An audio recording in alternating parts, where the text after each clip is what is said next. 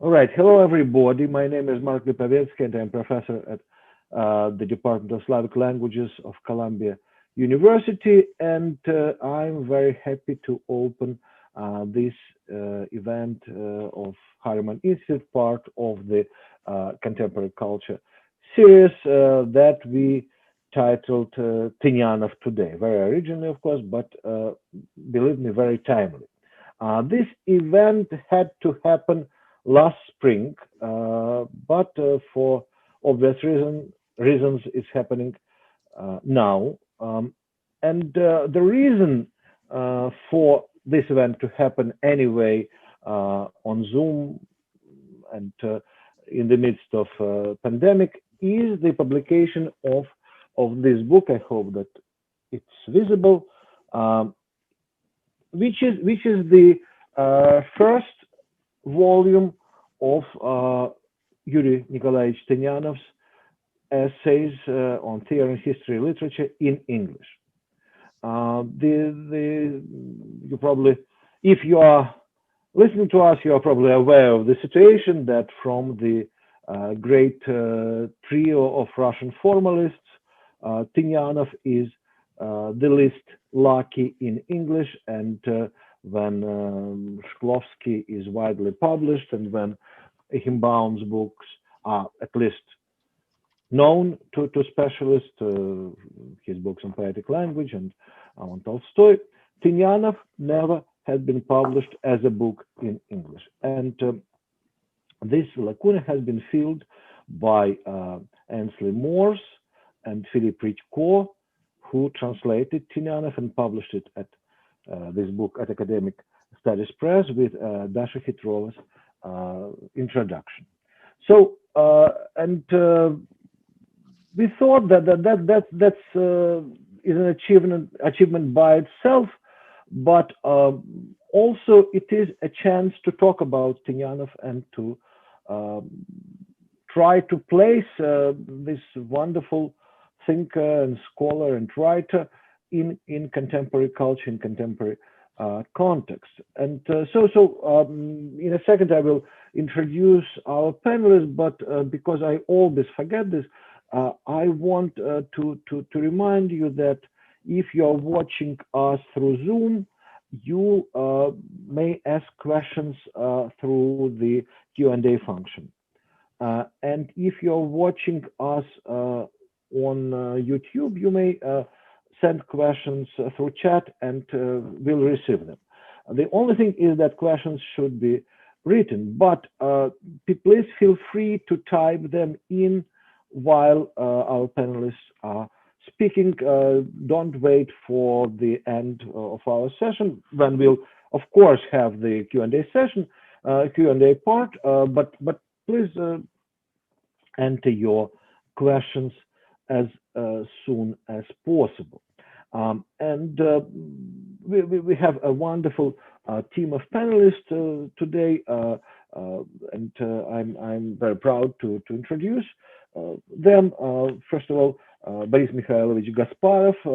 Boris Bakhmeteff, professor of Russian and East European Studies at Columbia University, the famous, world famous specialist in the number of fields, from medieval Russian culture to the poetics of Russian modernism, from theory of literature to linguistics and to musicology, and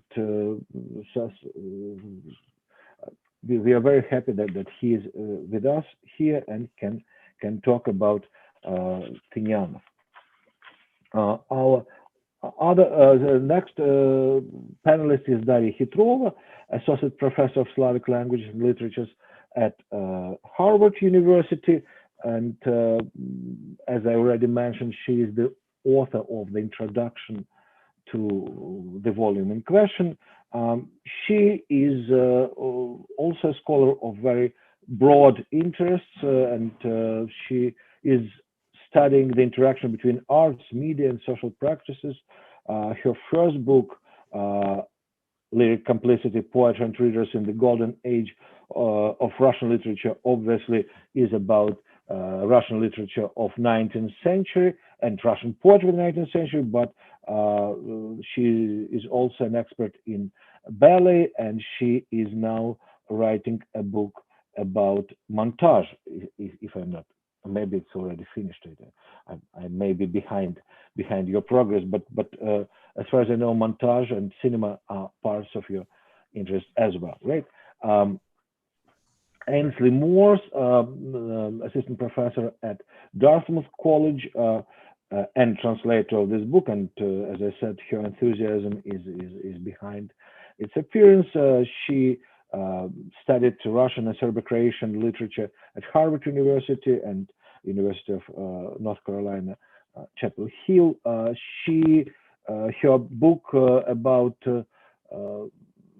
experimental poets as children's poets is about to appear in Northwestern University Press, and she has already translated, in addition to Tynianov's volume, and Ainsley, correct me if I'm wrong, 4 more books, right? At least 4 more books, and some of them are poetic books, such as Dmitry Prigov's Soviet text.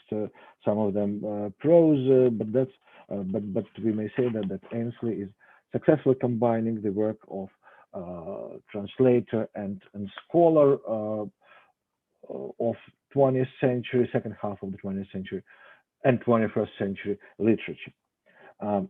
Sergei Oushakine is professor of Slavic studies and anthropology at Princeton University, and he, aside of multiple publications and edited volumes and famous award-winning book, The Patriotism of Despair, he has sort of reignited the interest to formalism by creating a monumental, I don't know how to say this, collection of anthologies, the Formalny Method, the formal method, 3 of which have been published already, and as far as I know, the 4th is in the making, and he is also a co-organizer of a number of conferences around formalism. So formalism is definitely on Sergei's mind.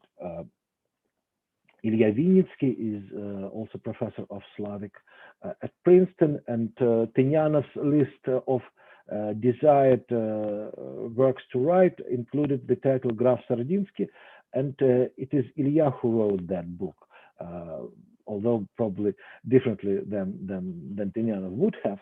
It's not fiction, it's non-fiction, and aside of his book on Graf Sardinsky, who is Graf Dmitry Khvostov, and Russian culture, he also authors a number of exciting books about 19th century literature, such as Vasily Zhukovsky's Romanticism and the Emotional History of Russia, Ghostly Paradoxes, Modern Spiritualism, and Russian Culture in the Age of Realism.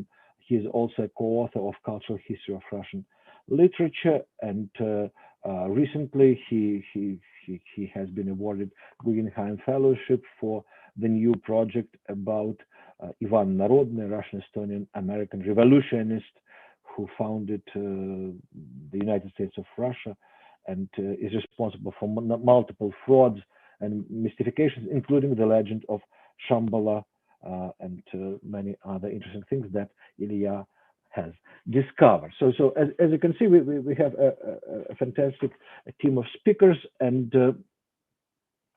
I want to use my very short chance to say something about Tynianov, because when they will start speaking, I will be silent, obviously. So in my opinion, and as an introduction, I as a ball to throw for our discussion, because I don't think that we will agree about everything, and I wish we'll have some discussion, right? Tynianov hasn't created a theoretical system per se. In this respect, even Shklovsky, who was creating multiple systems that were sort of overwriting his previous systems, is more systematic. But he has created a very fruitful and exciting vocabulary to which we are constantly returning. At least I feel that his vocabulary is incredibly useful for studying of literature, which interests me most, literature sort of post-classical, neoclassical, postmodernist, and modernist, of course, and such concepts as dominanta, the dominant, right, and dominanta that produces deformations, parodic personality, domestic semantics, right? The discussion of movement of forms from periphery to the center of the literary field. All these things are happening now in front of our eyes. For instance, the role of Facebook in contemporary culture is very much comparable with the role of private letters that Tynianov describes in his article on the literary evolution. And for me, the most exciting is Tynianov's concept of nevyazka, which Ainsley translated as discrepancy. And nevyazka appears in his work about parody, and then it reappears in several other works as the combination of elements that are in obvious conflict, but they continue to sort of coexist, to live together. And I think that this principle of unresolved contradiction, which is very different from dialectics, right? The contradiction that doesn't lead to any kind of synthesis, but continues to produce conflicting meanings. It can be observed in the great number of phenomena, and especially in the 20th century, from grotesque to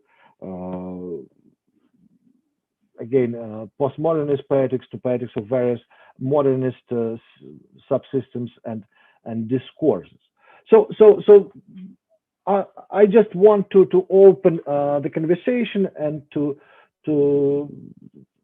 start the ball rolling, but before we and sort of give the floor to our panelists, and the first panelist whom I want to ask about what Tynianov means today, what is the significance of Tynianov's theoretical and historical work for today's Slavic studies and humanities, is Ainsley Morse, who worked most intimately with Tynianov's text, and thanks to her, so basically Tynianov speaks English in her voice, so she is responsible for Tynianov now. So Ainsley, please, the floor is yours. Thank you, Mark. I have to say, as a translator, I do love the really crazy ventriloquism that that I find myself doing, because it's like, for now Tynianov, I love that I embody Igor Holin. Sometimes it's an unlikely biggie. Sorry, it's an unlikely pairing. In this case as well, probably. So I'm mostly going to say some things about the translation, the process. There was already one question from the audience related to that, so we'll look forward to more. But I also definitely want to make sure that we return to this thing that you said at the very beginning about Tynianov not having created a system, because I think that this is actually very crucial to the way that his thought works, right? Like, I mean, it is open-ended intentionally. It is anti-systemic in a sense, and the vocabulary is what we have, right? I mean, if it was a system, it would imply the sort of some kind of theory that we could apply in a discrete sense, as opposed to describing something that's always in flux. And that does take me to one of the things that I wanted to say related to the translation, which is the title, which of course is not a translation of anything that Tynianov himself ever said. We called the book Permanent Evolution. And my co-translator, Philip Redko, who I'm very sorry that he can't be here, because it's definitely in his voice as well that Tynianov is speaking. I can't ventriloquize all on my own. Phil pointed out that in some ways this title is anti-Tynianovan, right? Or the idea of using the word permanent, kind of like the idea of talking about systems, goes against so much of Tynianov's thought, because it is this flux. But of course, in combination with the word evolution, which is so significant for Tynyanov, we thought we could get away with it. And of course, this kind of silly Trotsky joke. So that just to get that out of the way. I was thinking about what I would say about the translation process, and I have isolated two things that I remember being the most time consuming and difficult, and I think that they are illuminating to some extent in relation to Tynyanov's thought. The first one has to do mostly with comprehension, and the second with interpretation. So to begin with, we, as many of you who are enthusiastic readers of Tynyanov have surely felt, we very often run into passages or phrases or references where we just couldn't make out what Tynyanov had in mind. And sometimes this was cleared up with just obscure historical knowledge. One of the examples I remembered, something that Dasha helped us with, was a reference in the article "Kino Slovo Muzika" to передвижной театр. And this was something, luckily, that a colleague knew about, that we simply didn't know what to do with, since our association with передвижники was strictly 19th century, and it's actually a whole fascinating wormhole to go down. Also, Tynyanov is admittedly obscure and gnomic sometimes in the way that he says things. There is a tremendous, I think of it as shatist, right? This density of thought that a single sentence, a short sentence without any clauses, will contain something that to understand takes many paragraphs.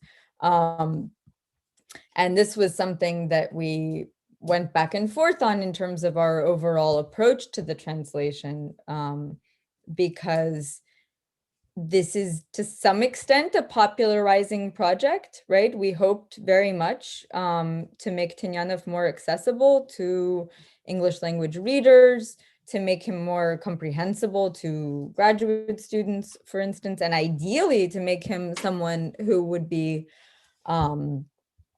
read by people outside of the Slavic world. And so when you are faced with one of these exasperatingly very dense sentences that you can eventually figure out, then how do you translate it? Do you translate it the way Tynyanov put it, or do you translate it in a way that is going to be actually accessible? So that was one of our big questions. Another part of the translation process that was very satisfying, and that touches on something that Mark just brought up about the role of Facebook in our lives these days, in our professional and intellectual lives as well, was that I often would turn to the Facebook group of Russian formalists when I ran into really thorny questions, and we would crowdsource the answers, and these queries often turned into really lengthy and fascinating discussions. And so a couple of examples of that I remember vividly. In one case, there was a line from the article Pромежуток, where Tynyanov is talking about Mayakovsky, and he cites, in the middle of a paragraph, he cites 2 lines of verse, and he indents one of them, and it's very short lines, и стих, и дни не те, right? And all you see is и стих. And I didn't get that it was a reference to Mayakovsky. Kukulin quickly identified it, but then this turned into a much longer conversation, because in the same passage, Tynyanov uses the phrase poetический разврат. And at this point, Ilya got very excited. And there was a whole long discussion about that ultimately was not reflected in the translation in any way, but it was intellectually rich and satisfying. sometimes I did want to copy the conversations and just put them into the commentary for the book. There would have been a certain logic to that. Another example from the same article was about Tynianov talking about Akhmatova. And he refers to, first he talks about her uglovata slova, but then in the same sentence, the sentence is был новым явлением ее камерный стиль, ее по-домашнему угловатое слово, и сам стих двигался по углам комнаты. And so here we have this kind of punning, but this ended up turning into a really long discussion of what exactly did he mean by this uglovata slovo Akhmatovai. And there were, I think Dasha brought up the Altman portrait with this angularity, and there were a lot of, and let's see, in the end though, we translated it as we translated uglovate as rough-edged. Yeah, so it still has the geometry in it, but it moves a little bit away from strictly corners. So the second hard thing that I think about, other than these mostly contextual questions, the second remarkable thing that we dealt with in translating has to do with the interpretation that I mentioned, interpretations of terms, because for some of the key terms, the vocabulary that Mark refers to, one of our motivations for doing the book in the first place was to bring these various articles together in one place and to choose terms and have those terms repeat in all of the articles, because this was what was missing. This was the way that Tynianov was sort of, I don't know how you put it, Mark, unlucky in his in the way he was translated before, because although a number of the key articles had been translated, they'd been translated by different translators, and the terms didn't match up. And so that shared movement that goes through all the articles was not there. But in some ways in this task, a lot of my other translation work is in poetry, and we really found ourselves facing tasks that we encounter more in translating poetry, because in my view, the coherence of Tynianov's terms sometimes hinges on the shared roots of these words. And so, you know, I mean, I think one of the topics that Ilya will discuss, he's using the Tynianovan term соотношение, right? And you have the соотноситься, соотношение, and so on. Another thing that comes up in a lot of different articles is смена, with смещать, смещаться, сместиться. You know, I looked at other translations that existed, because it was very tricky to, just like in poetry, to choose one meaning of this actually very capacious word that contains, if you take смещение, смещаться, right, it contains displacement, dislocation, shifting, right? So in our translation, we go with variations on shift. But like one of the other translators, Anne Schuchman, who did a fair amount of Tynianov a couple decades ago, she uses, for that particular article, in the article about literary evolution, she uses dislocation, and there are arguments in favor of that, right? But in our case, we wanted something that would work best in all of the articles. The final example I wanted to give, actually, of a term that we struggled with, which is also appropriate for the fact that I kind of came to Tynianov as primarily a scholar of poetry, is the word stich. So this is deceptively simple. Everybody knows what that is. It's not as open to discussion as a word like смещение or смена.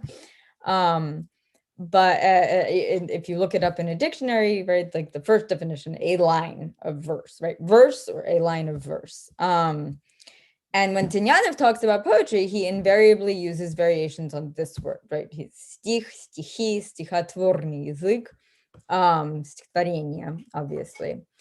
And this is not only a stylistic preference, it has everything to do with the way that he understands poetry, right? And this is common to the formalists in general. The word poesia, right, is unforgivably imprecise. And it really actually embodies everything that's wrong about the way that people think and talk about poetry. It's kind of mystical and magical and romantic. And there's a quote that Tynianov says, "I reject the fuzzy concept of poetry, poesia, which as a term has taken on an evaluative coloring and lost its actual contours and content. Instead, I choose one of the basic constructive categories of verbal art, stich."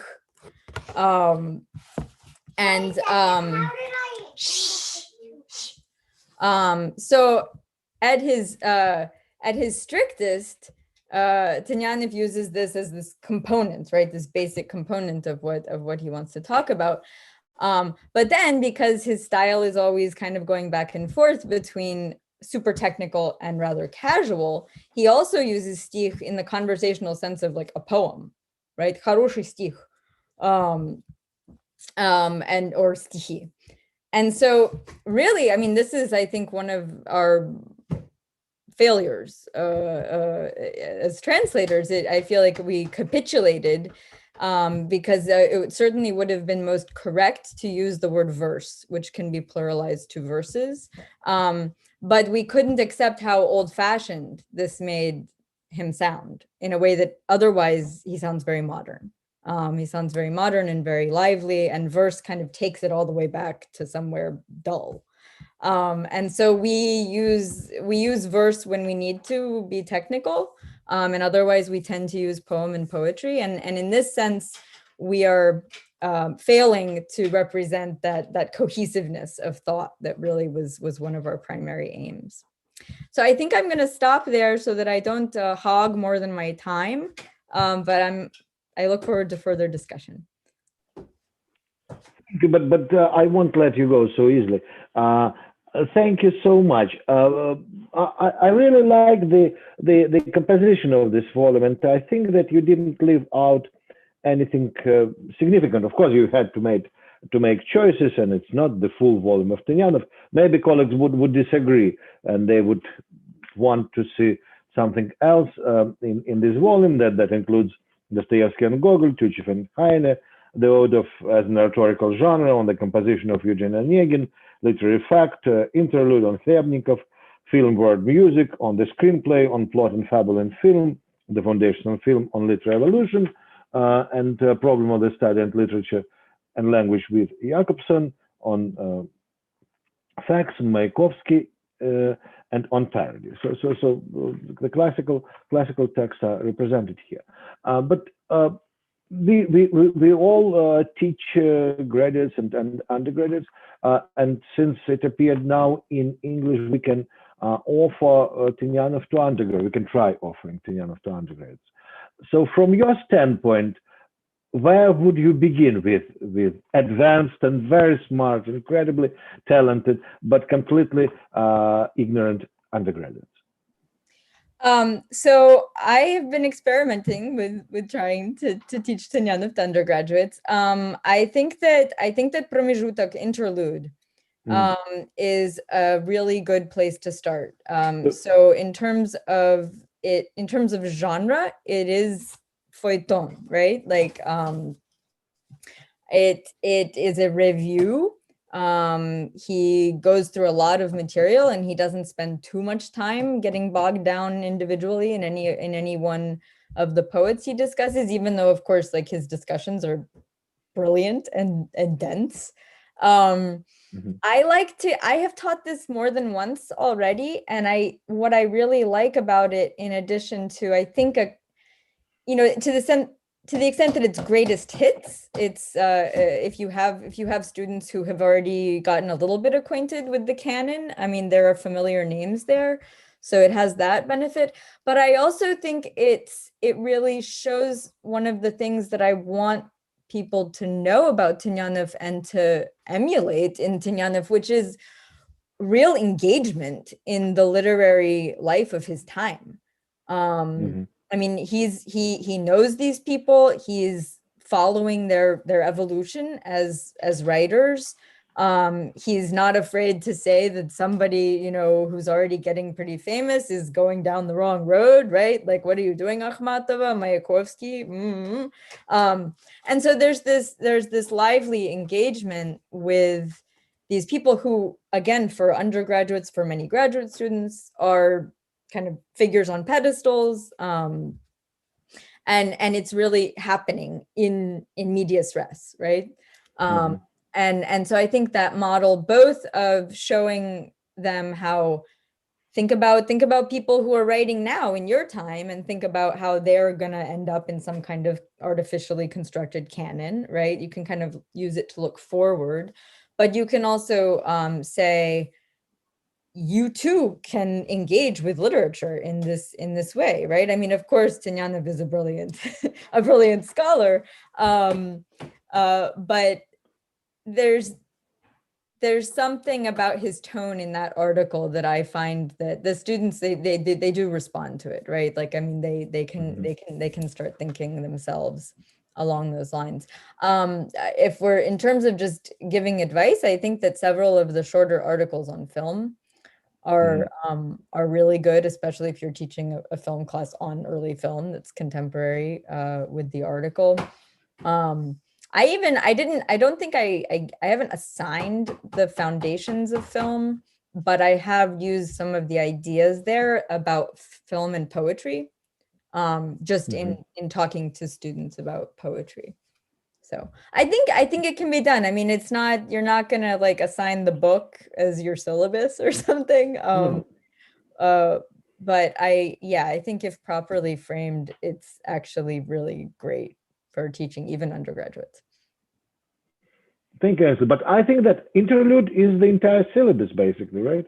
You can teach a course based on interlude, giving part by part and accompanying it with reading of poetry. So it may be a very, very useful. It's a great idea. And actually, I remember that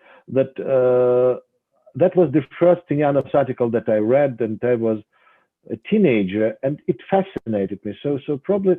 I think that was my introduction to Tynianov as well.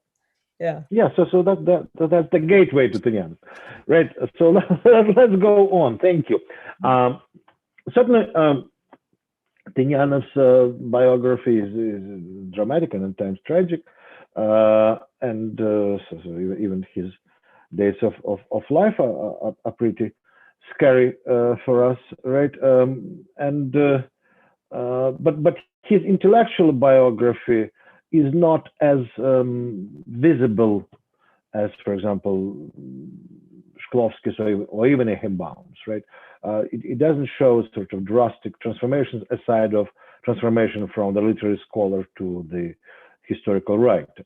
But maybe there is more to it, and he didn't stop being a scholar when becoming a writer. So maybe Dasha, who wrote the introduction and who thought about these issues, could say a few words in this direction. Thank you, Mark. Yes, I'm about to speak about briefly, obviously, about this topic of Tynianov's intellectual biography. But let me first make two brief points addressing this very main question Mark posed to us all, which is why is Tynianov relevant today? And point one is this: Tynianov is relevant because the war formalists fought is still ongoing. That is the war for the independence of the humanities. Just to remind you the very famous quote from Eichenbaum, the year 1927, literary scholarship did not expend tremendous effort to liberate itself from serving the history of culture, philosophy, psychology, etc., just to become a servant of the legal and economic studies and to live the sad life of common journalism. Стать служанкой юридических и экономических наук и влачить жалкое существование прикладной публицистики. We're almost 100 years later now, and I think we in the humanities are still, or perhaps again, in danger of becoming the province of the social sciences. In this fight, we need Tynianov badly. My point two about Tynianov's relevance today is about today. People sometimes tend to assume that the present and the past are separate. That history, literary or otherwise, is about something that happened long ago to now dead people. Tynianov saw it differently, obviously, and I feel like I'm a little bit reiterating the point Mark and Ainsley already made, but let me do it. History, unlike individual lives, is never finished, it continues. All those fights, all those clashes, all those issues, literary or social, are and were never resolved and continue into today and then to tomorrow. And as a theorist, of course, the most salient probably feature of Tynianov as a thinker is that as a theorist, he always thinks historically. When it comes to history, he thinks theoretically. And I think that's why Tynianov comes in handy when we're thinking about contemporary literature, contemporary to us. And that's why it's hard sometimes, still hard to teach his work, because a big theoretical point can be buried in a long discussion of an obscure poem by an obscure poet. But that's the point too. Even the obscurity itself is a matter of continuing negotiation. And of course, Tynianov knew it as someone who dug out people like Kuchelbaker, Katenin, and so forth from the dust, basically, of history. And that's why, yes, formalist theory resists quick summarizing that would allow to apply it easily to a material. They never completed their theory, not just because it was in fact bent from above, but also because they never meant to. They never meant to complete their theory. Theory, just like history, is never finished. It continues into today and tomorrow. Now, on intellectual biography, I think when it comes to giant figures like Tynianov, whose, of course, intellectual input stretched from film to fiction writing to literary theory to and well beyond, there's always a danger in, I think, of creating multiple separate Tynianovs relevant for different fields. So film people would need and would read his film work, literary theorists, his theoretical work, and so forth. Not to mention, of course, that for the majority of Russian readers, Tynianov remains known as a historical novelist almost exclusively, not a scholar at all, as if Tynianov's work had separate tracks that never talked to each other. This wasn't the case, obviously. There was one Tynianov working on many of these things simultaneously. And as a result, if, for instance, we put side by side his thoughts on literary evolution on the one hand, and on his theory of film montage on the other, and it's both mid to late 20s, we'll see the striking similarities between the two. He describes both literary evolution and film montage in literally the same terms, the same vocabulary you were referring to, such as skachok, such as smещение, all this. That's a good, I think, food for thought. Now, in an attempt to restore unity to Tynianov's intellectual process, even if on different fronts, in order to identify and analyze unexpected connections like this, and essentially just to follow his life and work journey as it unfolded, I hereby announce that my next project, together with Yuri Tynianov, who is also sitting right here, will be, come on up here. You want to roll me in? Yeah. Our next project will be to write the intellectual biography of Yuri Tynianov.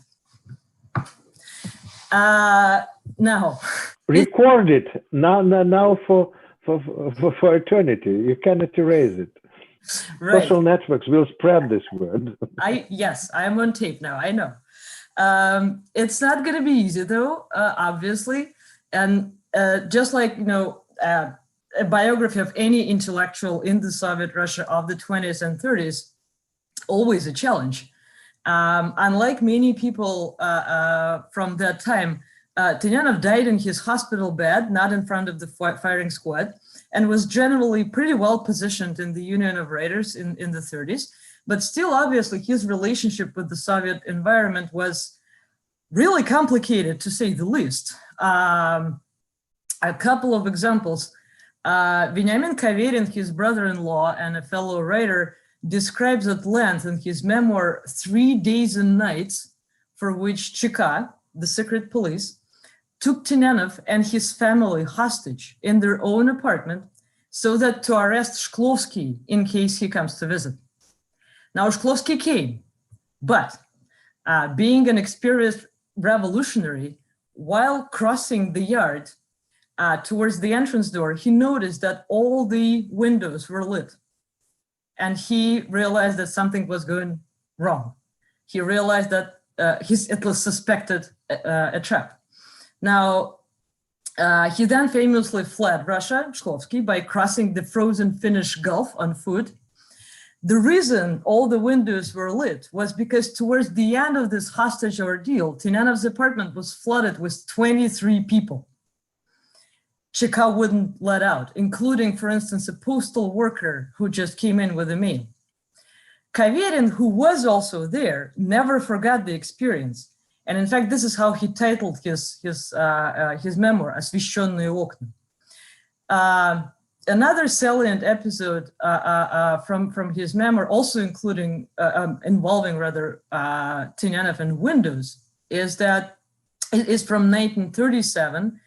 At the height of the Great Terror, Tynianov took him to an open window in his apartment and said, "Can you see it?" Kaverin goes, "There was really nothing to see. There was just the air in the backyard filled with dust and small bits of ash. This is," Tynianov said, "this is people burning their memories. Память жгут." Diaries, meaning diaries, letters, photographs, which could have, in case of arrest, obviously compromised their owners. And one last bit from very rich Kaverin's memoir is that he inherited Tynianov's papers after his death. And when he started going through them, he found 2 separate suicide notes, at least one of them from the year 1937. Of course, Tynianov's life was a Shakespearean tragedy, not just because of the Soviet environment. In 1929, he was finally and hopelessly diagnosed with the multiple sclerosis that impacted his life ever since and ultimately killed him. He was only 35 at the time of the diagnosis. But the reason he wrote his last theoretical work at that same year, 1929, was not his rapidly deteriorating health, but rather an extraordinary pressure put on formalists by the authorities, including an insulting campaign in the press, censoring, firing of Tynianov and Eichenbaum as well from Institute of History of Arts for ideological unfitness, a huge tax debt that he struggled to pay to the state, and so forth and so forth. If you think about it, it's pretty incredible. From the end of his undergraduate studies to his last theoretical work, he only had exactly 10 years. One reason to connect Tynianov's life to his work to us has to do also with his method, both as a scholar and as a writer, as a fiction writer. Among his many talents was also impersonating. He impersonated both historical figures he wrote about, from Paskevich to Pushkin, and people around him, from a local janitor to Boris Pasternak. And he did so with such power that, as Chukovsky later recalled, даже уши становились у него пастернаковскими. And I think it's an important thing that both Tynianov's scholarship and his historical fiction were partially created this way. They were acted out orally, in interaction, not just alone behind the desk. And similarly, obviously, he thought about literature in terms of pronunciation, in terms of sound qualities, in terms of rhythm, be it prose or poetry, and in terms of the persona behind it. In fact, he coined the term литературная личность. So the idea Yuri and I have for this intellectual biography of Tynianov is to recover his intellectual personality, его интеллектуальную личность. That's more or less what I have to say. Thank you, Dasha. Thank you so much. It was a brilliant speech and a no less brilliant promise, which nobody will forget. So since Dasha gave us a very important overview Tynianov's intellectual biography, I think it's important to look at Tynianov's work from the systemic perspective, so to speak, and I believe that Sergei can contribute here more than others. Yeah, I'm not sure if I can contribute more than others, but let me see. I must say that I'm incredibly happy that we have this volume now. I've been teaching a graduate seminar on Russian formalists for quite some time, and it is in English, and not having decent translations of Tynianov's works felt unjust, painful, and simultaneously kind of irresponsible, really.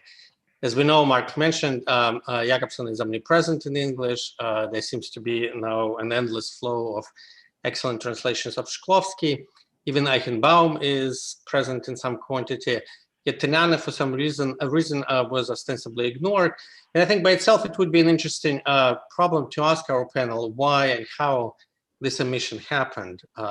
What was it in Tynianov's work, style, or intellectual approach that made the field of Slavic studies so palpably uninterested in making him available in English?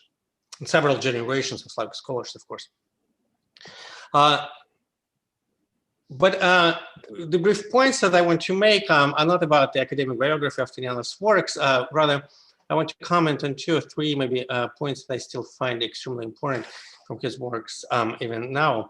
First and foremost, it is a link between Tynianov and Russian modernism or modernity. And Mark, I think, mentioned in one of his works, one of his comments, the problem with modernism in Russia is that we do not have really a stable set of texts which could be used as a springboard for generating a coherent and conceptually sophisticated view of Russian or Soviet modernity. A view which is not reducible to aesthetic issues only. We have Marxist views on modernization, we have anti-Marxist views on modernization. What we are missing is an attempt to synthesize a theory of modernity that is neither colonized by Soviet Marxism, nor is totally opposing it, right? Totally opposing to it. But a theory that is somehow adjacent, parallel to the dominant Soviet perception of social and cultural transformations. And I think Eisenstein gets closer to this, but I also want to argue that so does Tynianov with the rest of formalists. So in this respect, I mostly agree with Lev Trotsky, and I know that sort of it almost never happens, but Lev Trotsky, who famously proclaimed in 1923 that, I quote, «Единственной теорией, которая на советской почве», and actually I want to emphasize, подчеркнуть я хочу очень эту советскую почву особенно. So, единственной теорией, которая на советской почве противопоставила себя марксизму, является, пожалуй, формальная теория искусства. So I think that the oppositional quality of formalism that Trotsky kind of sort of emphasizes is overblown for tactical reasons. But what Trotsky is right about is the same intensive investment in understanding the role of continuity and change, the role of tradition and innovation, the role of inertia and shift that shared both kind of Bolsheviks and formalists. Literary field, just like the social field, is first of all seen as a field of struggle. As Tynianov tells us in his Dostoevsky in Gogol piece, I quote, every literary succession is first and foremost a struggle, a destruction of the old whole and the reconfiguration of old elements. Unlike militant Bolshevik theorists, formalists did not celebrate radical ruptures as a method of solving social and cultural crises. But not unlike Bolsheviks, they were similarly fascinated by exposing various forms of discontinuity, non-correspondence, dissonance, and disharmony. Tynianov's term of trade for this kind of foundational condition is nevyaska, as we already talked about it, a state of non-bonding and non-binding coexistence. This nevyaska is not quite a state of mutual rejection. Rather, it is a condition of a mutually recognized autonomy.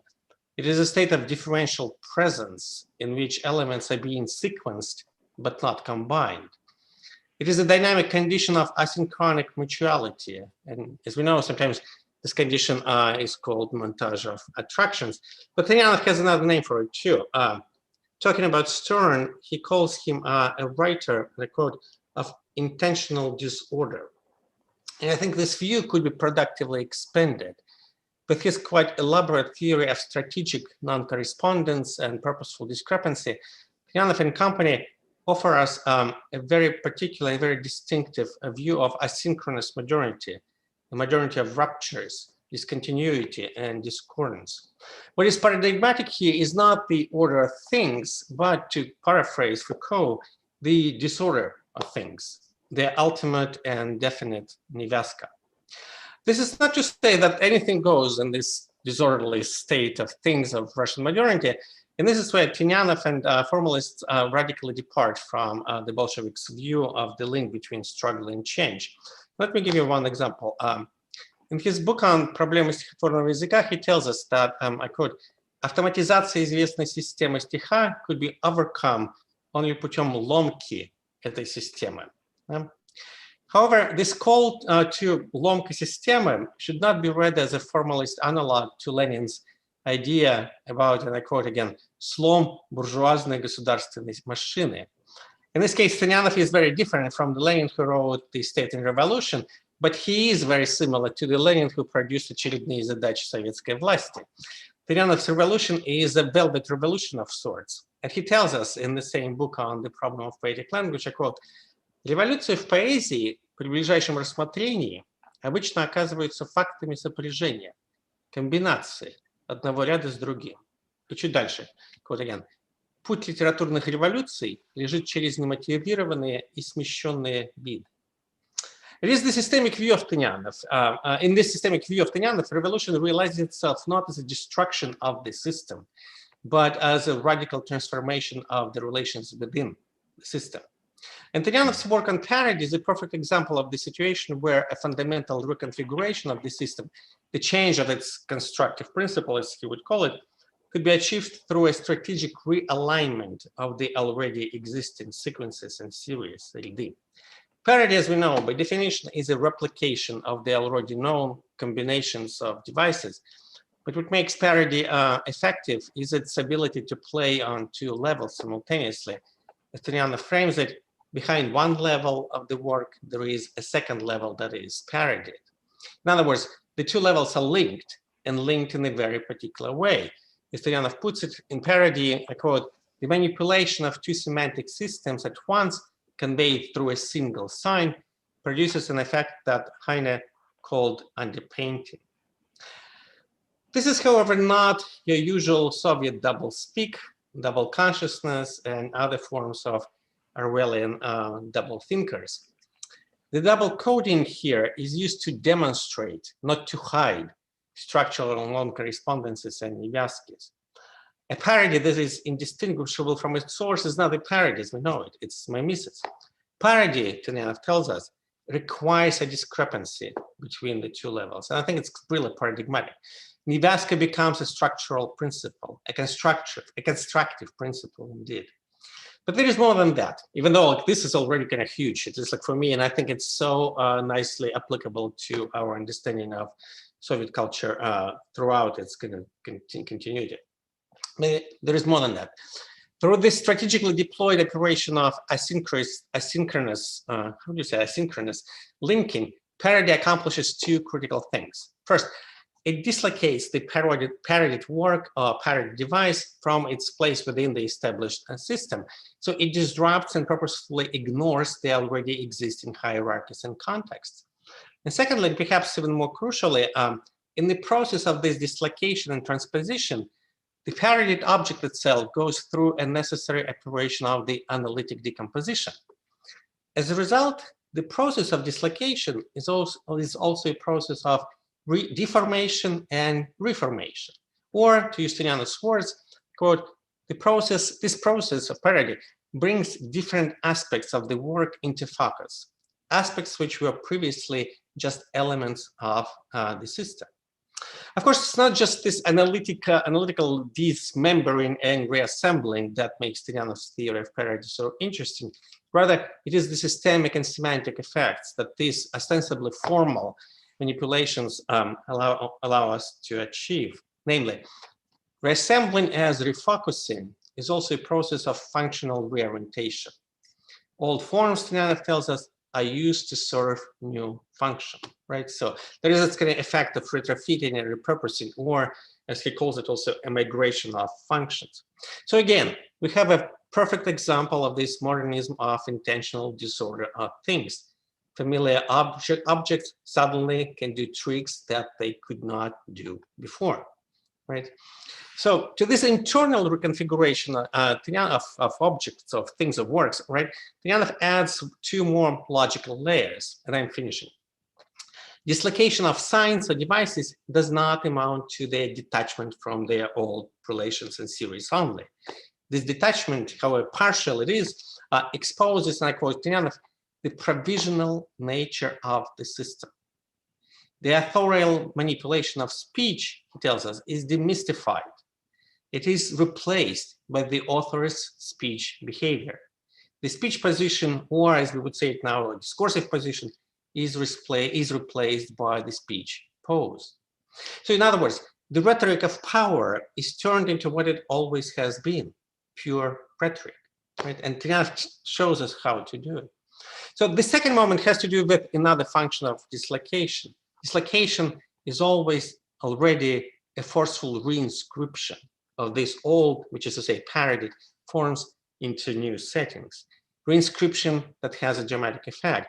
And here in his 1929 piece on parody, Tynianov sounds almost like Derrida with his iterability. I quote, each time a work is used in a new environment or context, there is a partial change in its meaning. Each time a literary fact is withdrawn from one system and introduced into another, a change of dimension takes place. And this change of dimension is not such a small thing to accomplish for a literary theory. I think it's not a small thing at all. Thank you. Thank you very much, Sergei. Thank you. And it's very, very impressive interpretation of parody and Tynianov. Indeed, I would like to ask you immediately the question that we received from Jonathan Friedman, because I think it's very relevant to what you are saying. Does it make sense to define formalism, or I would narrow down Tynianov's theory, as a theory rather than, for example, a certain mode of engagement with literature, also to separate from generalizing contents of capital T theory? Thinking of post-critique here too. So you're reading Tynianov as, in certain ways, as the forerunner of Foucauldian analysis and even Derridian analysis, right? In his own ways. And you are, I think that you're not saying this, but sometimes you are reading him allegorically, right? Which is completely valid. So his reading of literature as the reading of society and history. And why not? Why not? I'm completely happy about this. Maybe others are not. And actually, this answers the idea that Dasha raised about the independence of the humanities. So humanities provide their own reading of society and do not illustrate the existing theories in sociology or historiography, etc. But so, do we have to read this as theory or just as a mode of interaction with literature, a particular mode of interaction? What do you think? Right. I think it depends what you want to do with reading, right? So Eichenbaum, in that sense, I'm very Eichenbaum. How do we say? Eichenbauminian. In other words, like I follow Eichenbaum. You know, when he tells us, well, look, yes, it can be an engagement if the whole point is just to have a sporadic dialogue with sort of a text or I don't know, an artifact.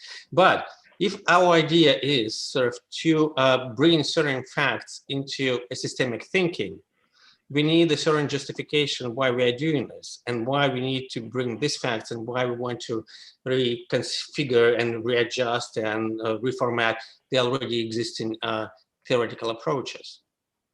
So my point is that sort of, and I tend to read him theoretical precisely for that reason. He allows us kind of to reconsider the already existing systems and transform them. But I also understand that sort of it's perfectly valid sort of to have an engagement with Tynianov's works on one-by-one kind of basis, sort of like, one night stand. But sort of, I think he deserves better.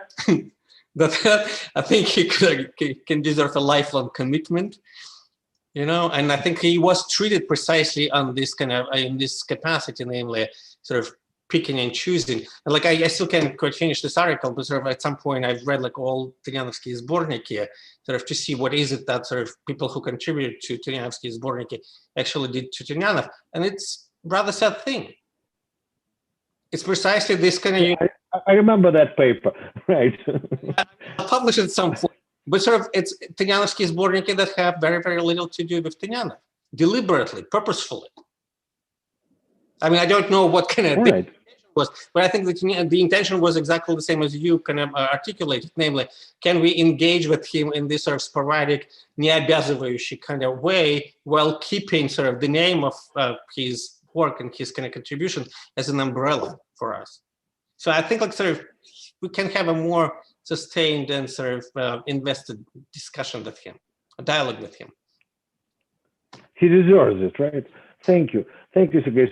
So we are moving from in the trajectory of inverted pyramid, right? And from the view on Tynianov as the language, Tynianov as biography, and Tynianov as brilliant and very productive systemic ideas. We are moving to his historical literary work, and Boris Mikhailovich told me that he wanted to speak about significance of Tynianov for today's scholarship on Romanticism and understanding of Romanticism, if I understand this correctly. Yes. Right?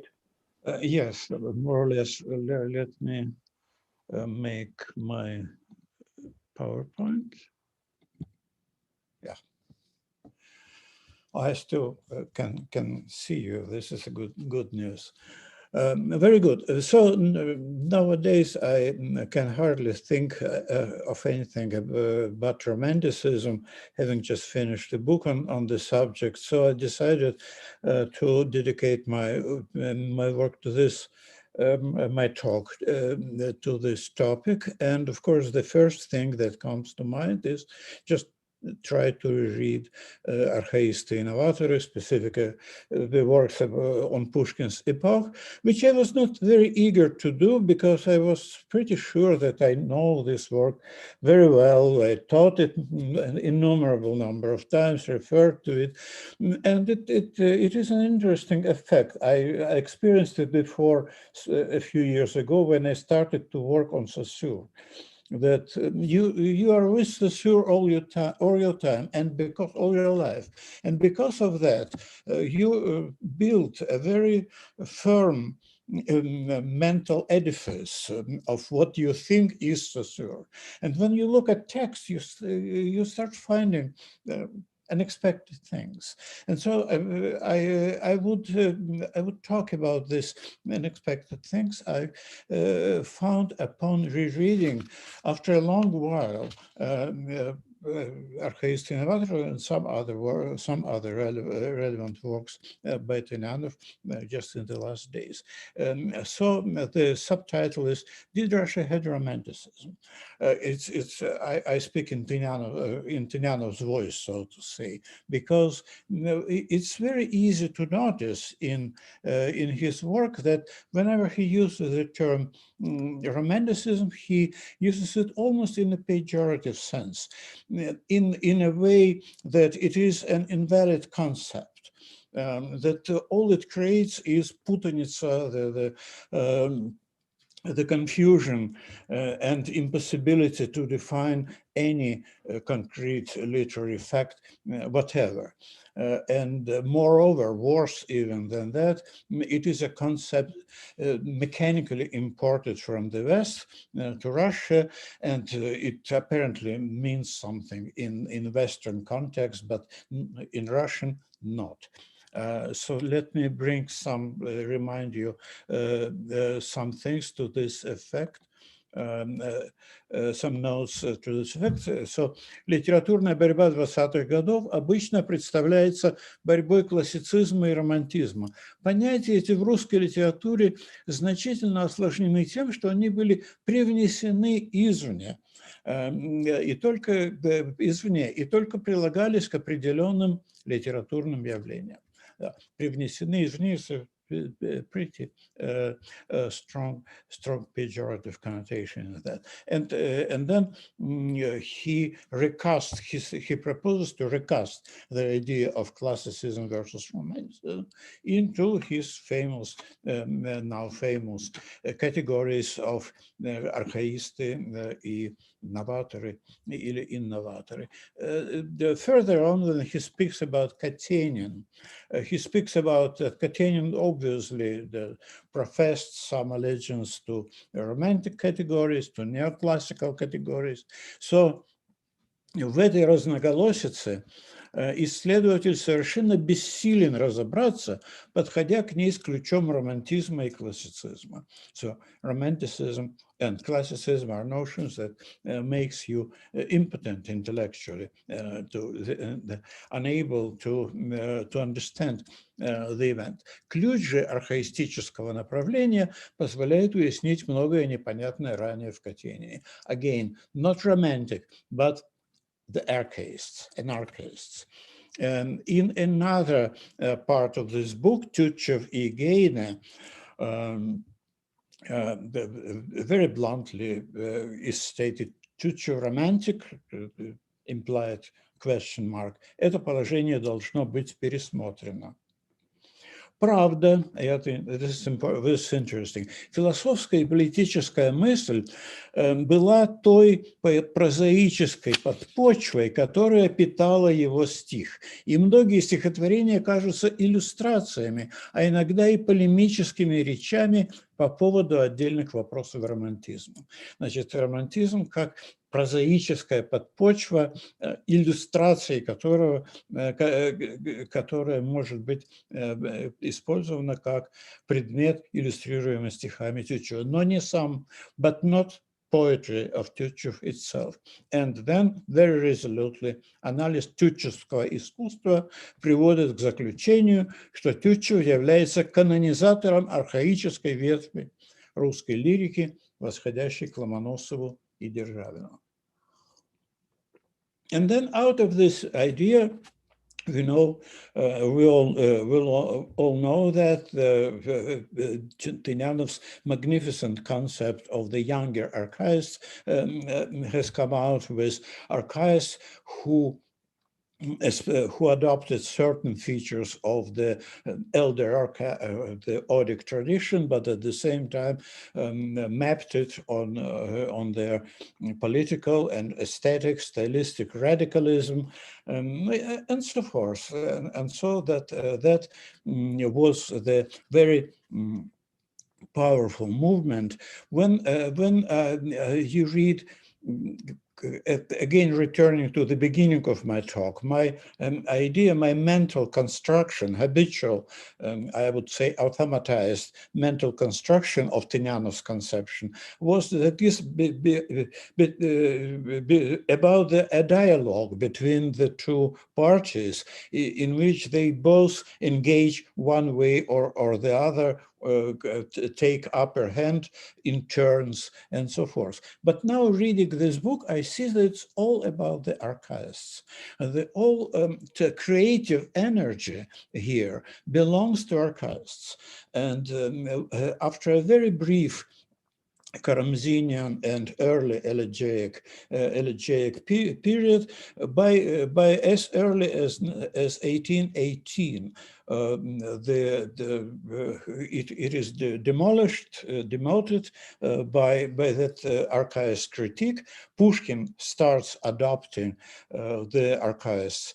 The archaist feature, Pushkin and Katenin, the Pushkin and Küchelbecker, and so forth. We know all of that. And so you can understand that Pushkin becomes a true innovator by adopting by adopting the archaic feature and mapping it on the basis of the Karamzinian kultura языка, the stylistic prowess, and so forth. So the innovators, the Karamzinian school, comes out as some kind of material, again, in terms of formalist school, on which the archaic mentality, some displacement of the archaic features should be mapped to produce the effect of innovativeness. And in this, following Pushkin's commentary on Vazemsky article on Romanticism, Pushkin's objections or argument with Vazemsky about the issue, Tynianov notices that Pushkin, or he interprets Pushkin's argument to the effect that for Pushkin, Romanticism is all about mixing thing, blending thing, and displacing it. So blending and dislocation. Here is what he speaks about that. Для Пушкина романтичны новые или видоизмененные смешанные жанры. After he produced this смешанные жанры by mapping the archaist aesthetic on his Karamzinian background, stylistic background. И вот эту-то существенную поправку Пушкин пытается влить в статическое определение романтизма, которое очень долго, весь XIX век, считалось необходимым. So if Tynianov is conceding using the term romanticism following Pushkin, it is only on the terms of this blending and dislocation. Romanticism is all about that. And so we looked from this point of view, the younger archaists and all who followed that, Turchev and so forth, Gogol, Turchev, Dostoevsky, Khlebnikov, Lenin, all the subjects of Tynianov's book, produced this kind of dislocation and the bringing, mapping something old, reviving it in a different context. In this sense, one could say they all were romantics, or one can say that there was no romanticism at all, but only archaism, archaistic tendency that produced this blending effect and dislocations all through some kind of creative spirit of Russian literature through the 19th and early 20th century. This, of course, goes very much in line with Turchev's idea, of which much has been said today, to литературная эпоха, литературная современность, вовсе не неподвижная система, литературный факт разносоставен. В этом смысле литература есть прерывно эволюционирующая. By the way, about the permanent evolution, it is in the original print, in the reprinted edition I have of the book, it is прерывно эволюционирующая, so discontinually evolutionary. While in the edition from the 70s, Поэтика, литература, кино, the editors added «не» to непрерывно «and». So it sounds like литература есть непрерывно эволюционирующая. apparently considering this a misprint or something. But I think that прерывно эволюционирующая система makes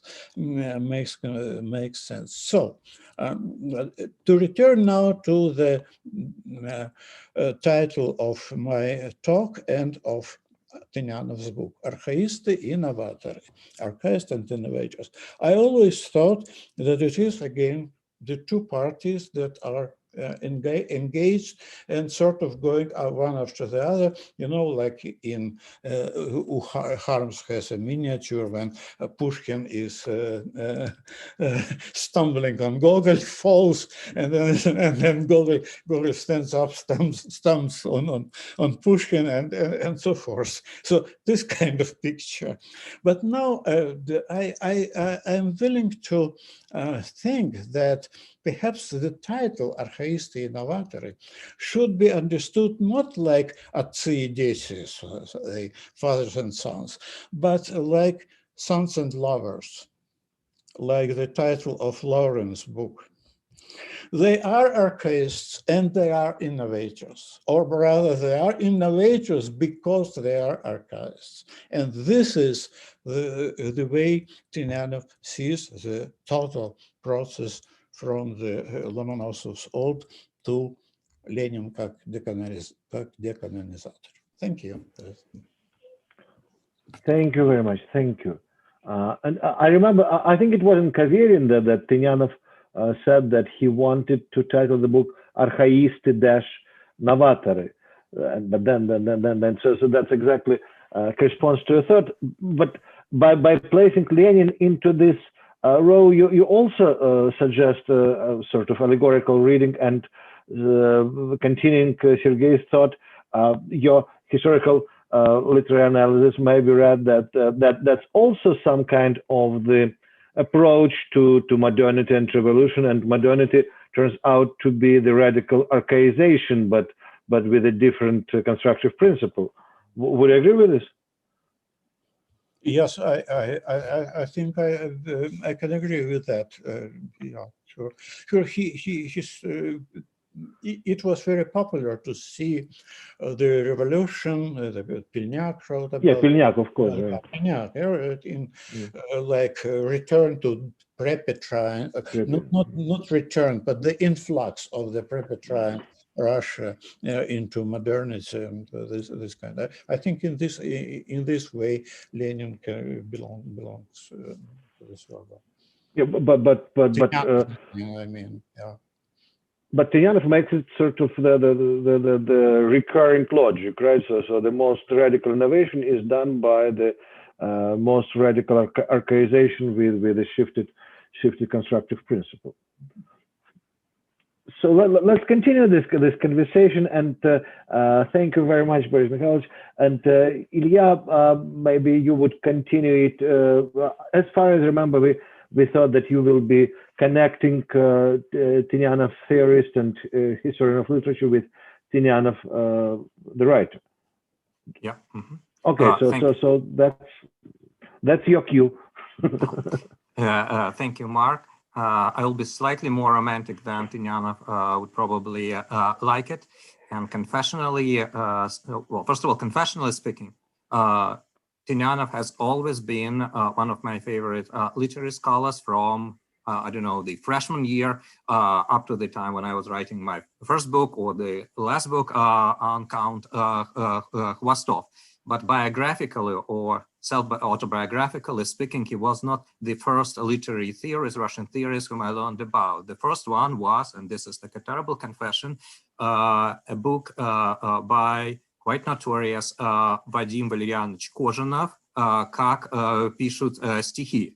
I remember no idea from this book, but I read it when I was in the 8th grade or maybe 9th grade. And what I remember from the book was long pages with these little windows, quotations of poems. Like at the time, I thought that this is a nice selection. And these windows into the quotation, like squeezed poems, did play a very important role, honestly speaking, for me. I didn't know what to do with these signs of poetry engraved into the text.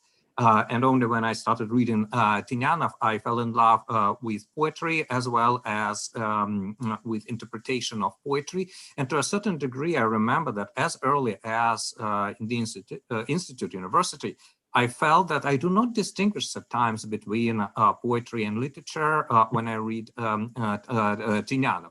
It's a sort of, and this is my argument for today's talk, a sort of thing which can be paraphrased using Tynianov's, one of Tynianov's favorite writers, Khlebnikov, and thank you, Ainsley, for translating this very important article by Tynianov, and also thanks Dasha for writing at least a page on this article. So I would paraphrase the term like Zaum beyond sense, like beyond science, something which pushes us from this dichotomy of science and literature into the field where everything is possible and everything is inspiring.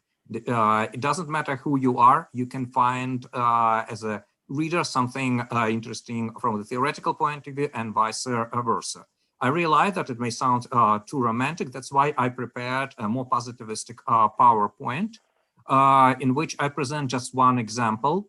And I apologize if it is a little bit indecent.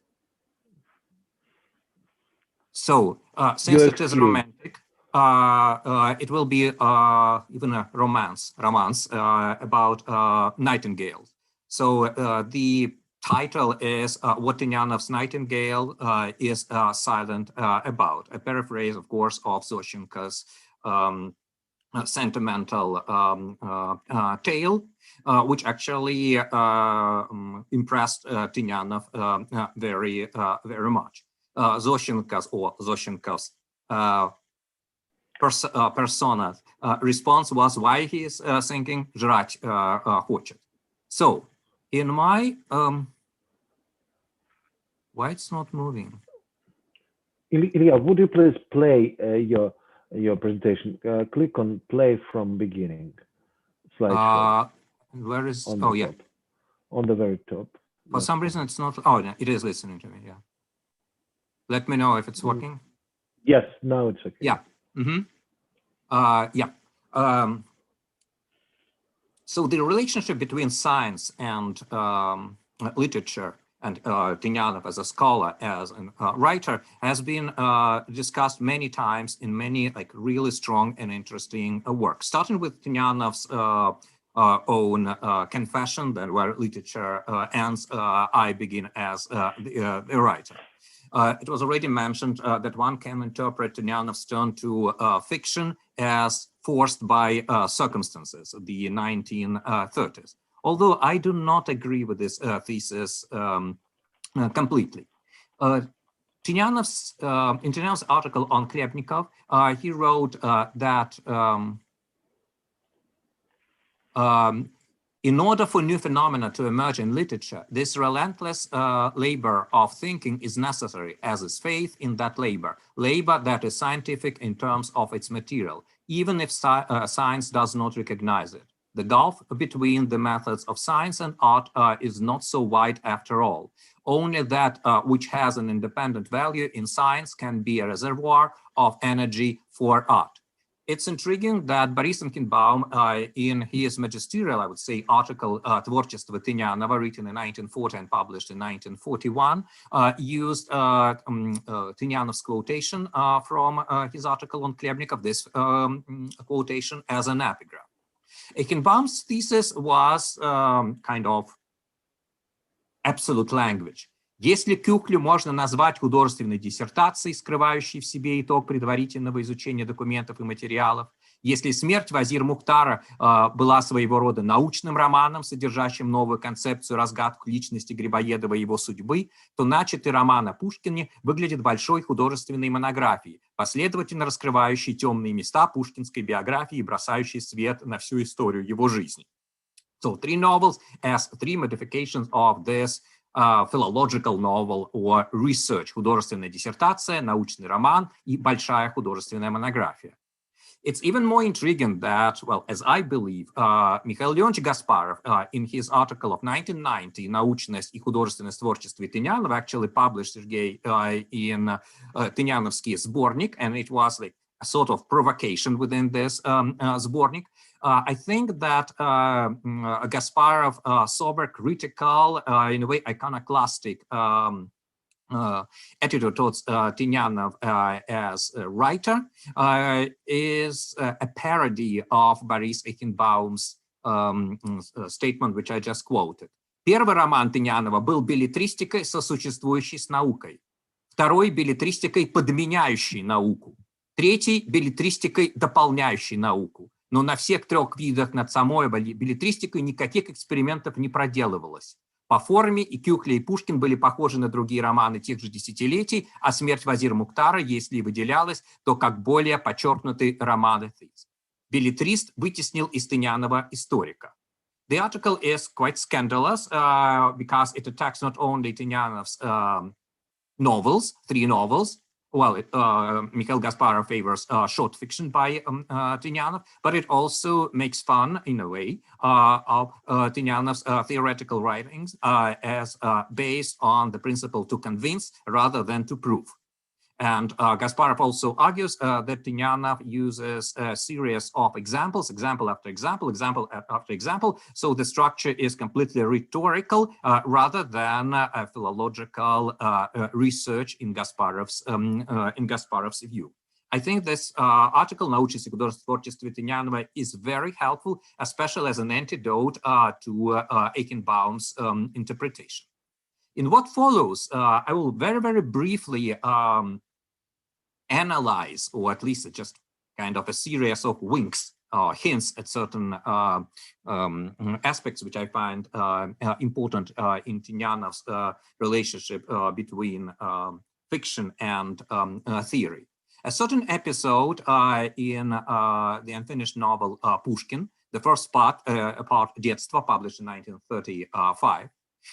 If you recall, it is very close to the beginning when 9-year-old Pushkin sneaks into his father's office.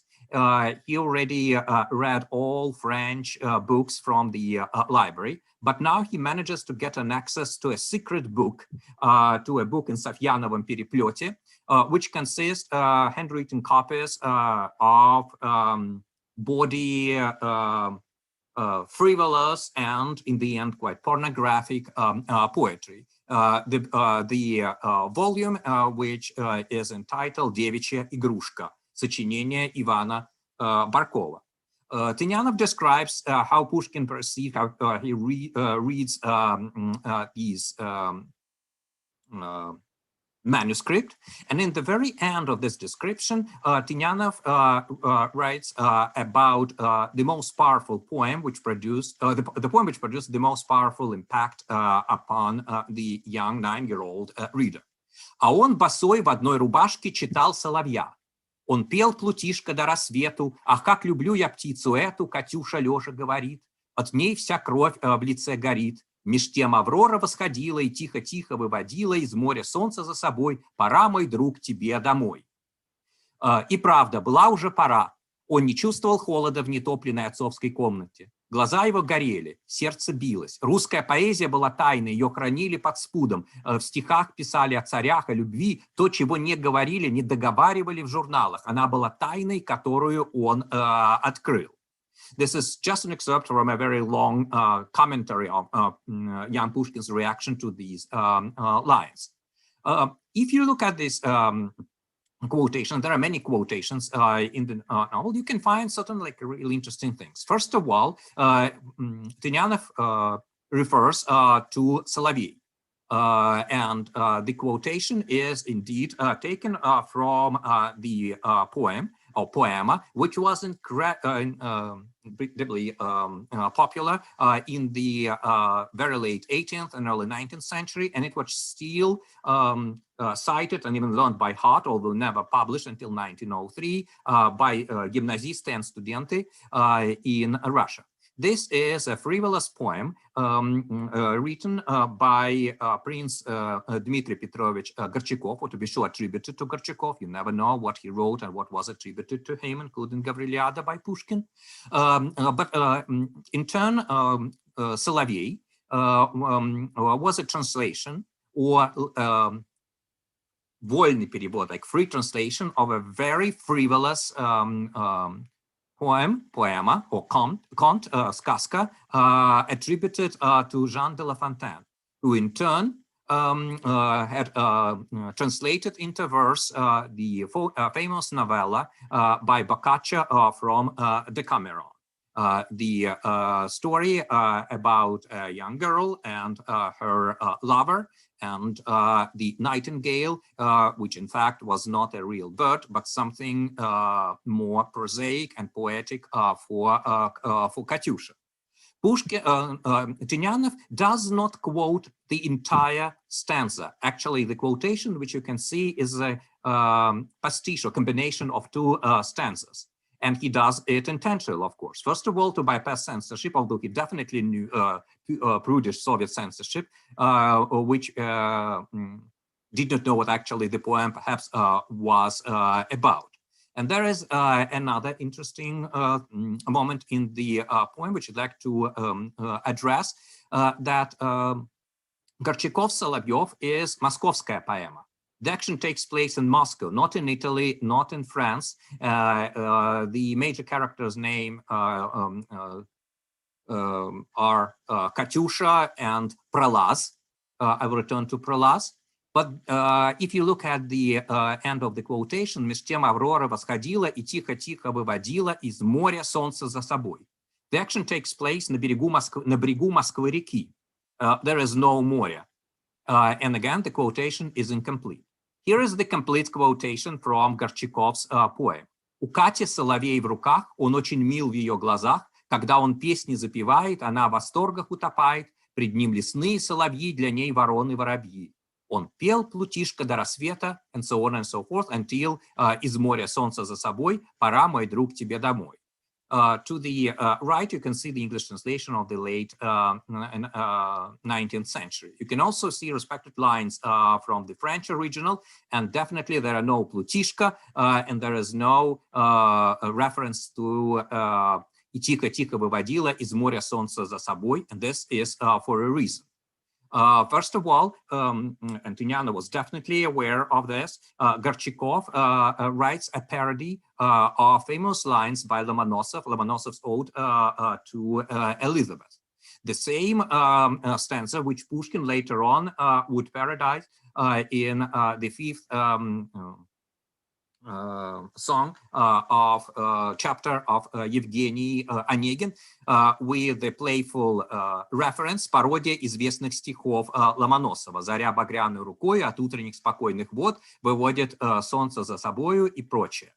It was already noticed that Pushkin perhaps implies a very indecent poem by Ivan Barkov, which you can see, and I won't quote it, on the right, in the right part of the slide.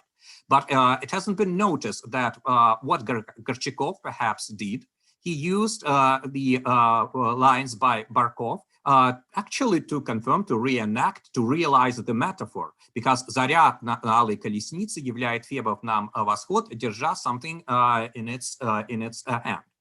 So from this perspective, this is a very interesting parody of a parody of a parody, with a projection upon the future of Pushkin's writing, and a mini intertextual analysis, which Tynianov inserts into the narrative, which in turn becomes addressed not only to the Soviet readers, to those fans of Pushkin in the years of preparation for the Jubilee of Pushkin, but also to the chosen one. It's a Pushkinian joke, in a way close to the jokes «Благонамеренным в руках», which Vyazemsky referred to as a certain and very close to Solovy's pun or joke.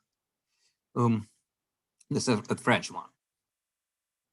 Solovey also is inserted into the novel by Tynianov for a reason of reconstructing the tradition which Pushkin attached himself to.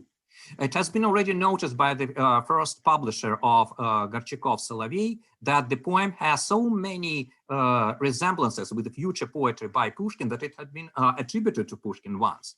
There are lines which prefigure Gavriliada. The poem includes a 14-line stanza which very closely resemble Oneginskaya statya. The kind of jokes, the tone, the system of hints and references are very Pushkinian. So Pushkin in Tynianov's novel is reading very Pushkinian poem, which belongs to the tradition which he discovered in his father's library or bookcase, to be sure. There is even the key mentioned, the key which unlocks the drawer in which the secret book is hidden. And in this case, Pushkin reaction is presented by Tynianov, actually verbatim, verbally, as initiation into the world of secret poetry, и ключ поручен только мне, in a way. So that's also a reconstruction of the idea of how Genesis and tradition work hand in hand, and how the boy of almost 10-year-old discovers the poetic tradition, French poetic tradition, translated into Russian, which inflames his imagination as a young man and as a poet, and which leads to the creation of Pushkin's Romanticism and Pushkin's works of a later period. In the next part, and I'm close to the end, the Lyceum, Pushkin was already presented as a young author who wrote two hellish poems, Adski poemy, Тень Barkova, the #1, and Monach. We all know this poem, although Тень Barkova is still like under question whether it's Pushkin or Dubia. When Tynianov portrays the reaction of Pushkin's friend Gorchakov, a relative and of Prince Gorchakov, the author of Solovey, who tells Pushkin that he will be burned in hell, and Pushkin is very much concerned by remorse, but everything ends up nicely after Pushkin's close friend Delvik gives him a хитрую книжку, хитрую французскую книжку with a long title. And Tynianov provides the Russian translation for the title. «Пролаз литературный, сборник самых забавных случаев исторических событий и стихов». The problem is that there was no such a book in Russia, neither published nor, I believe, translated. The word «пролаз» is also quite strange. What is meant? Nabokov interprets the word «пролаз» as карьерист and низкий доносчик. More likely, проныра, прошлый человек. There was another meaning of the word пролаз in the late 18th, early 19th century, which Tynianov knew about. Любовник волокита, пролаза, пройдоха, провор, живой, вертлявый молодчик. But this is also the name of the protagonist of this Boccaccio-esque, La Fontaine-like poema by Gorchakov. His name is Пролаз, in Russian translation, фурьер команды штатной, детина ловкой, бойкой, статной. Не помню, как-то в первый раз увидел Катю и влюбился.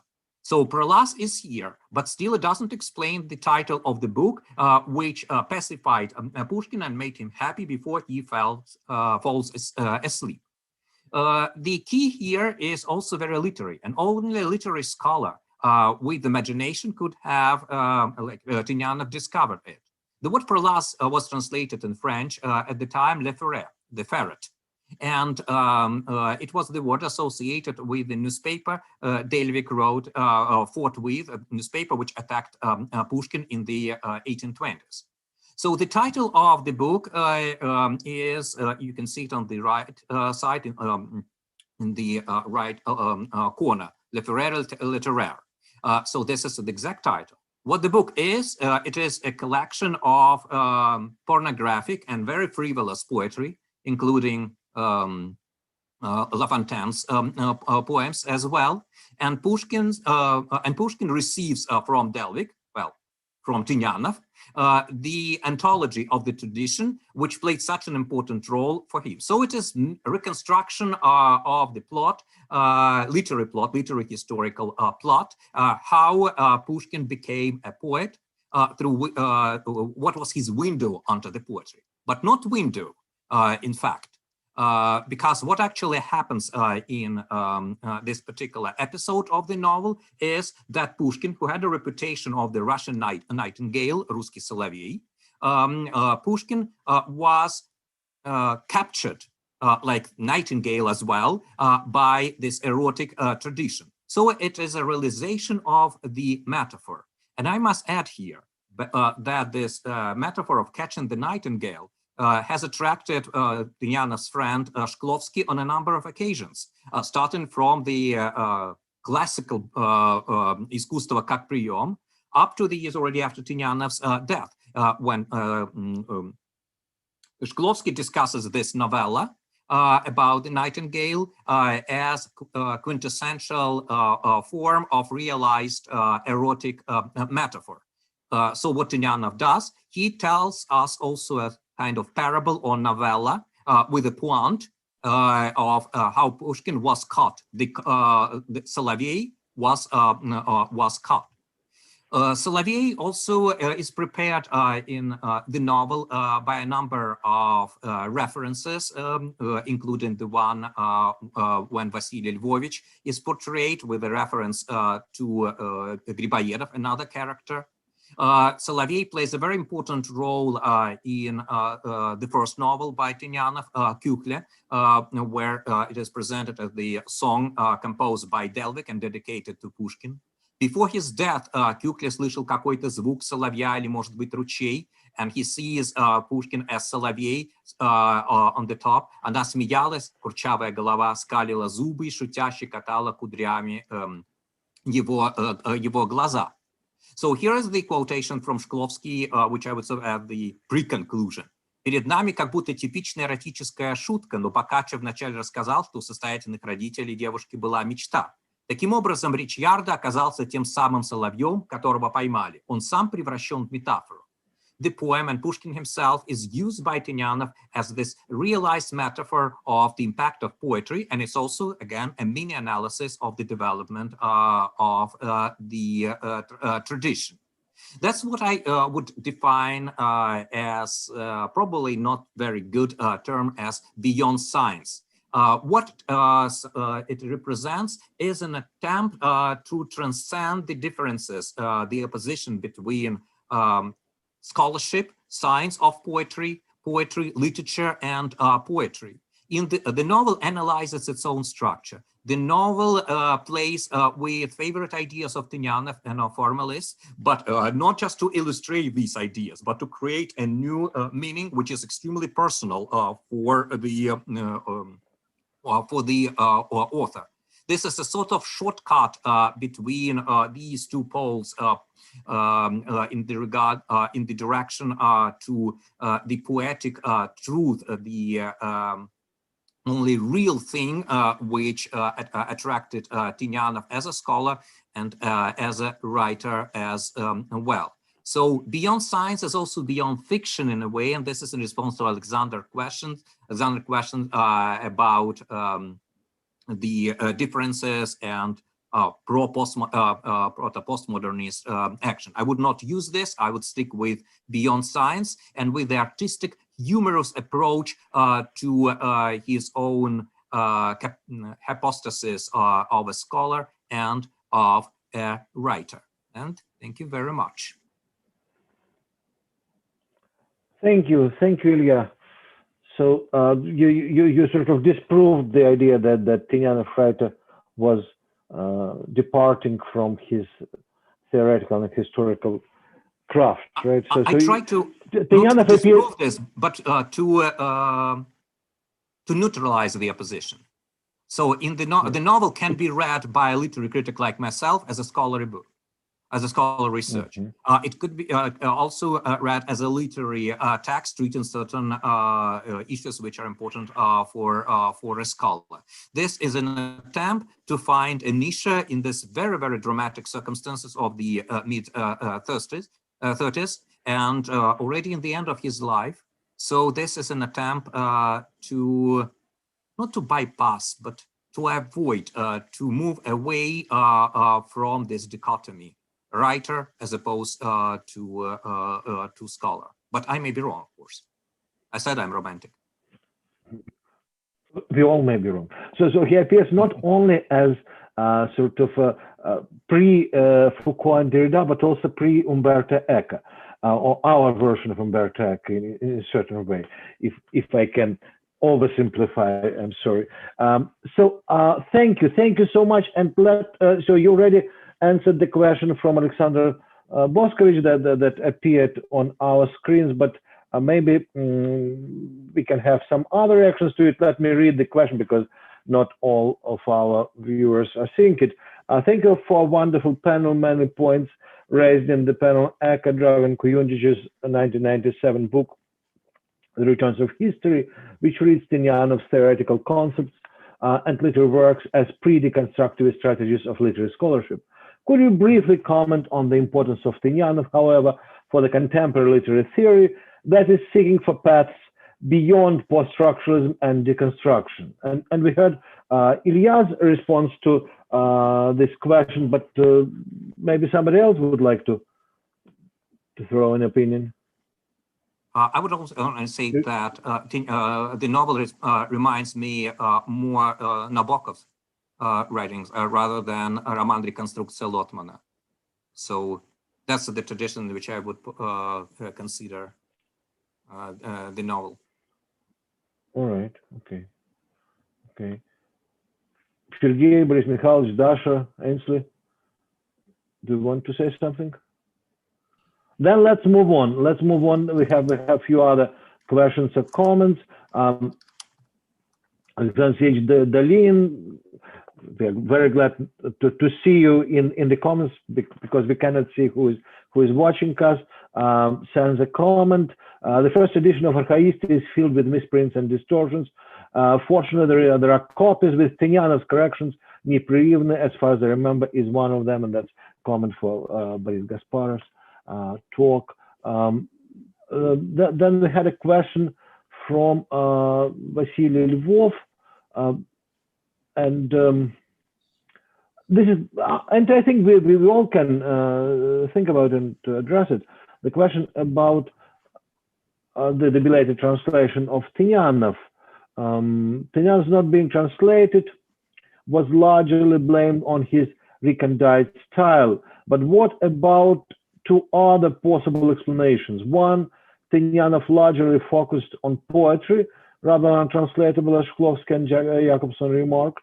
Two, Tynianov, unlike Shklovsky, decided to limit himself to Russian literature, thus he never finished his comparatives Tyutchev and Heine, saying that the evolution of literature can be studied in an enclosed system of a national literature, not in the realm of eclectically, comparing different literatures with their random transitions from language to language. Would you agree with this? Yes, here we have Anslis, who wants to answer. Yeah, I responded in the chat to just the first part, just kind of a firsthand answer. When we were compiling the volume, we did leave out the brilliant work on Pushkin, on the Archaiste, all of these. I mean, in some ways, this like second half of really significant work by Tynianov, and that was a very conscious decision that was based on the fact that all of the material virtually all of the material he's talking about is not available in anywhere close to coherent English translation. And so in that sense, I would say that to part one of your question, yes, that is part of why at least that part of Tynianov's work has not been translated. Mm-hmm. Mm-hmm. Thank you.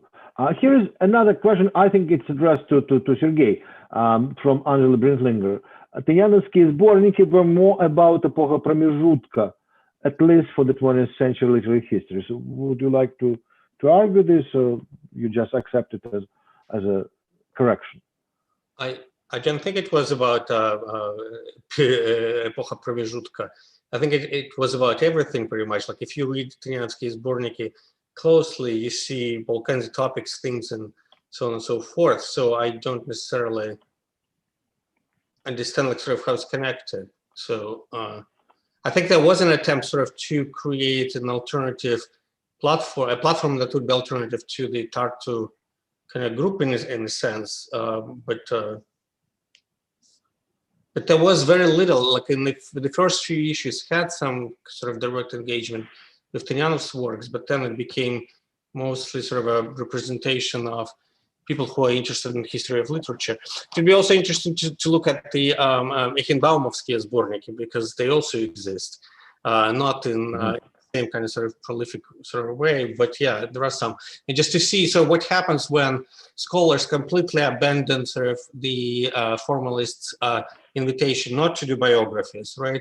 Not sort of to link sort of the personal history with literary production, and focus entirely on literary production through the lens of biography. So it's kind of non-formalist reading of formalists, which is also kind of an interesting model to think about. So why is it mostly popular? Okay. Yes, Dasha, please. Can I add something to that? Yes, Yes, you can. Not to be overly sentimental, but the word that Ainsley used earlier in our correspondence about this event, the word Tynianovka, means a lot to me, who never missed a Tynianovka, which is a biennial Tynianov conference starting from 2004 until 2016, and obviously Yuri sitting right here, who never missed it, I think, at all, from the very beginning. And why I'm saying it in connection, obviously, to Tynianovsky's Sborniki, which were more or less proceedings of the Tynianov conferences, they were never meant to be in, alternative to Tartu, or never meant to be necessarily focused on Tynianov, even though really, first issues were. And there was a lot of really productive work, including Chudakova, including Todas, obviously, including memoirs by people of the caliber of Lydia Ginsburg. So there are quite a lot of, to read on them. But there was no, as far as I know from, speaking again to Marita Amarovna and other people, there was no idea of kind of opposition of, here's Tynianov material, Tynianov-related scholarship and not Tynianov-related scholarship. The idea was to kind of, to basically continue the work in terms of history of literature. In Tynianov's V, not necessarily it was supposed to be about Tynianov. So it was yes. If I may just briefly to add to Dasha's comment in regard with Tynianovsky Chtienia, as far as I recall, the idea was also kind of Arzamatskaya Bratstvo, which is related to, there are two types of Tynianov. There are two images of Tynianov, perhaps, imprinted in our minds. The first is Tynianov Pushkin scholar, and Tynianov archaist innovator, and the second one, I understand that this is perhaps too provocative to separate it. The second one, Tynianov of литературные факты, литературные эволюции, Tynianov the theorist. So the Pushkin group, those who were centered on Pushkin, were more interested in Pushkin's themes and Pushkin's motifs, which fell on the predisposed ground at the time when the Tynianovsky Chtienia just began, and I still witness this period when it was still very relevant for the audience. But never the idea to discuss only Tynianov was there. So I understand that it's kind of mystification to call the so many collection Tynianovsky Sborniki, but in fact Tynianovsky here is just in the spirit of exactly. Tynianov. It's very interesting because it's again it's a very Tynianovian. I don't know. I have a difficult time with adjective thing to do because it's a clear nivyaska. right? So the Tynianovsky sbornik has very, very little to do with Tynianov, and more importantly, it doesn't even matter. It shouldn't even deal with Tynianov. In that sense, like it reminds me very much, actually, not Tynianov at this point, but Eichenbaum and his Literaturный byt. Yes, it's a salon that was supposed to congregate around itself, like sort of all kinds of people from the same sort of tusovka. So in other words, like it's a production of a particular social series, as opposed to a production of a literary series. Literary series becomes sort of a pretext and kind of, povod, so to speak, sort of to get together and have nice time, which is not nothing. And, thanks to Eichenbaum, we know that getting together is actually crucially important for developing, science relations and whatnot, right? So, but again, like, does it have to be called Tynianovsky sbornik? Probably not. And the question to ask would be, why was it called indeed Tynianovsky sbornik? There was that's a question to Yuri. Yeah, okay. Well, always, except for the last iteration, Tynianovsky Chтение, held in Rezekne, where Tynianov happened to be born. And grew up. Yeah. So there was a ritual of each time going to the museum. There was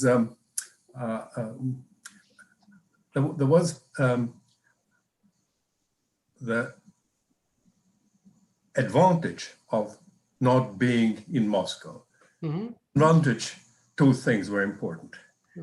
Nowhere to go in Rezekne other than to listen to your colleagues. Moscow would be different. Petersburg would be wildly different. And yes, and the second thing is that being away in a strange little town was, in fact, well, it's not a niche. It is. Okay, go ahead. Yeah, it's being encapsulated and separate from the metropolis, from Moscow and Petersburg. So always Tynianovka was a kind of a, and of course it looked at itself. Tynianovka meaning the Chtение, the conference. It looked at itself through the Shkovsky's metaphor, Gamburski Shchat. That here we invite not people thematically united. Cinema was there, literature was there, theorists were there, historians were there. Gasparov, in fact, was invited. Mikhail Leonid, late Gasparov. And it is there that he first gave talks in the very provocative, as you say, anti-Tynianov spirit. But it was a strange enclave of philology outside Russian proper. And from where a place, and I'm finishing, a place from where there was no escape, other than daily drinking afterwards, which is what you do when you are in a small province and your friends.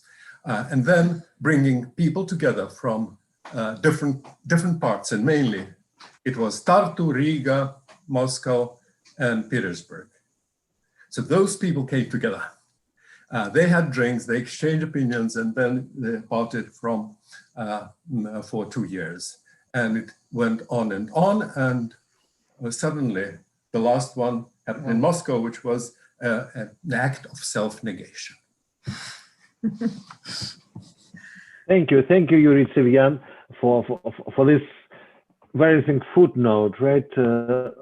And on this note, footnote, we have to end our event. And first of all, I want to thank all panelists for wonderful presentations, and I want to thank our invisible audience, which we greatly appreciate. We could see only numbers on our screen, and as I said, we can see names of some of our colleagues who made themselves visible in through chat.